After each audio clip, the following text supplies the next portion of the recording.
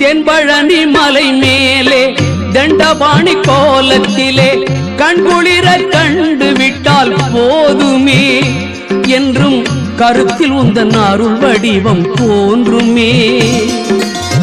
தென்பழனி மலை மேலே தண்டபாணி கோலத்திலே கண்குளிர கண்டு விட்டால் போதுமே என்றும் கருத்தில் உந்தன் அருள் வடிவம் தோன்றுமே.